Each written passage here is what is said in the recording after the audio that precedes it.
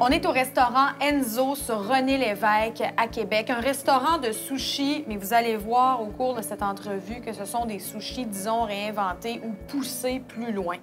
Pour parler du concept du restaurant et de l'historique, je rencontre Jean-Yves Beauchamp. Bonjour Jean-Yves. Bonjour. Jean-Yves, vous êtes gérant ici au restaurant. Oui. Comment ça s'est créé, le concept du Enzo? Il y a toute une histoire, de collaboration derrière ce concept-là. Ben c'est ça, en fait, c'est les propriétaires du Enzo Sushi. C'est des gens qui ont toujours fait du sushi, en fait, là, qui ont appris avec des Japonais à Montréal, qui ont mis ensemble leurs connaissances. Ils se sont rendus compte finalement qu'il y avait un marché qui était émergent là, dans le sushi. Ça fait pas très longtemps, les sushis, que ça existe. C'est-à-dire que ça fait longtemps que ça existe, mais ça fait pas longtemps que c'est à la mode. Que c'est populaire. C'est ça, exactement. Que les gens ont commencé à manger, qu'ils sont ouverts au sushi, manger de poisson cru. Ça fait que le Enzo Sushi, c'est le secret dans les sauces. C'est que les chefs ont vraiment mis l'accent sur la sauce. Le sushi, c'est traditionnellement japonais. Mais la sauce, c'est vraiment très québécois, c'est très culturellement québécois. Et ça, on va vous décrire ces fameuses sauces quand on va présenter le menu ici. Mais c'est vrai, c'est quelque chose de différent dans le monde du sushi. Moi, c'était la première fois que je voyais des sushis présentés comme ça, parfois chauds, et avec des sauces. Oui, bien, on a certaines variantes, là, disons, pour accommoder tout le monde, plaire à tous les palais, là. Mais en gros, c'est ça, c'est que finalement, le sushi en tant que tel est rendu quelque chose de très apprécié finalement dans la communauté. Puis ici, chez Enzo, on essaie de faire un menu qui est différent des autres restaurants, qu'on se démarque par le fait que nos sushis ont des sauces, mais ils n'ont pas de feuilles d'algues non plus.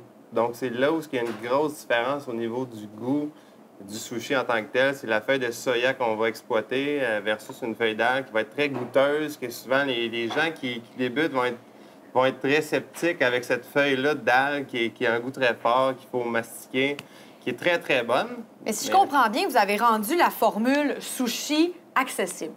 Peut-être que vous avez brisé des peurs et ce qui rendait les gens un petit peu plus hésitants. Vous avez enlevé ces éléments-là, vous en avez rajouté pour que tout le monde apprenne à aimer les sushis. C'est ça, c'est qu'on reste on reste dans l'esprit du sushi, mais on met pas d'ingrédients qui vont faire peur aux gens. C'est-à-dire, on va pas présenter un sushi avec de l'anguille grillée.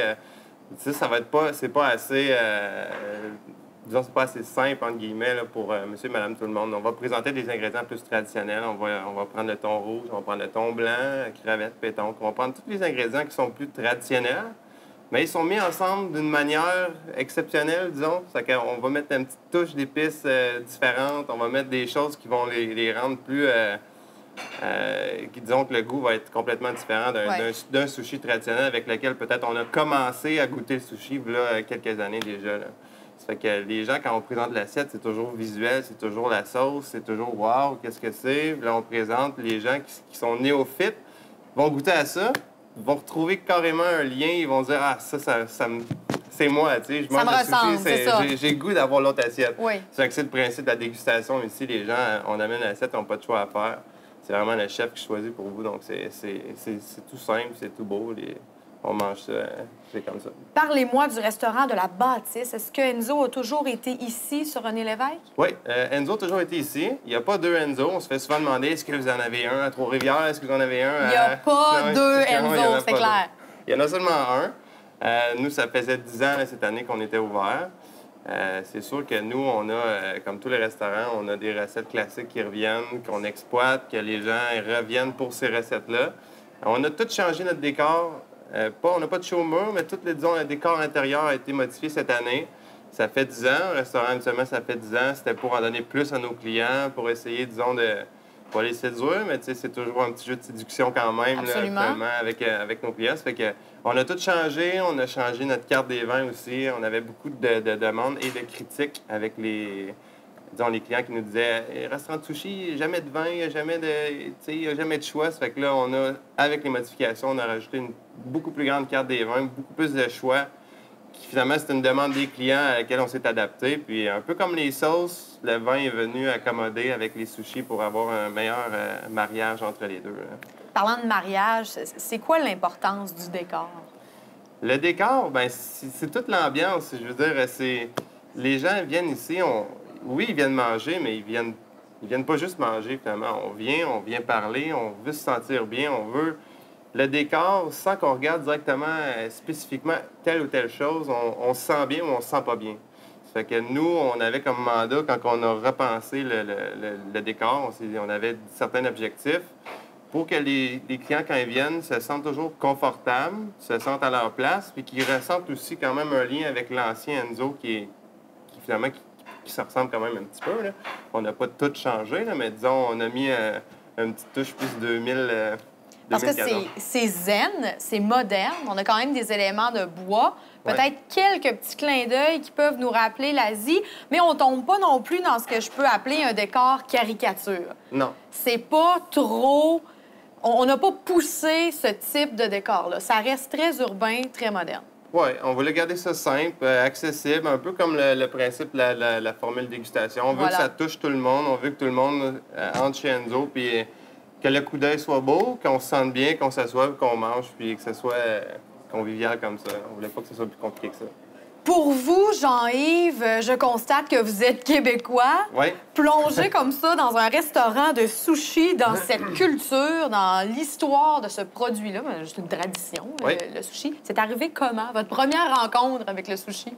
Ah, mon Dieu, ça fait des années, comme tout le monde, probablement. J'ai mangé mes premiers sushis en feuilles d'algues avec le sushi, le riz avec le poisson sur le dessus. Là, je découvrais c'était quoi le wasabi, je découvrais c'était quoi le gingembre. Mais ça fait des années que je mange quand même des sushis.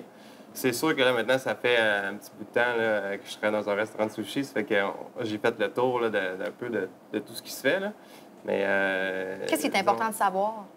Qu'est-ce qui est important de savoir?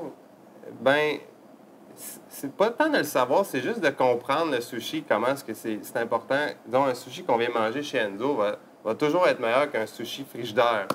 On pointe pas personne, mais disons, le sushi ici, le poisson, c'est toujours une question de fraîcheur, de qualité, de provenance du poisson.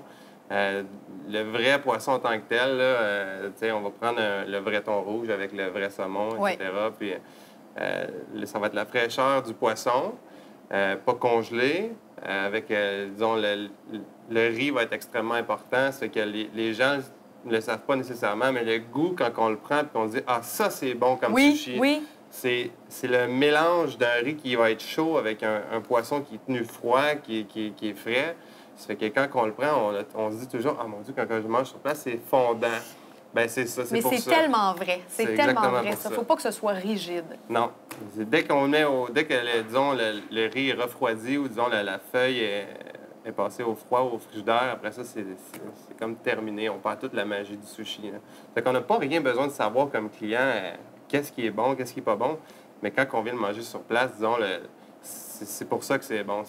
Le riz est chaud, le poisson est froid, le mélange est tiède, c'est fondant, c'est comme ça qu'on les aime. Plus vite manger, le mieux c'est faire des sushis. Plus vite manger, ça prend pas de temps parce que c'est très appétissant. Merci beaucoup, Jean-Yves Beauchamp, et on va poursuivre ensemble, puisqu'aussi dans un autre bloc, on va avoir l'occasion finalement de les découvrir, ces sushis du Enzo sur René Lévesque, avec la spécialité, les sauces. Oui. À tout de suite. À tout de suite.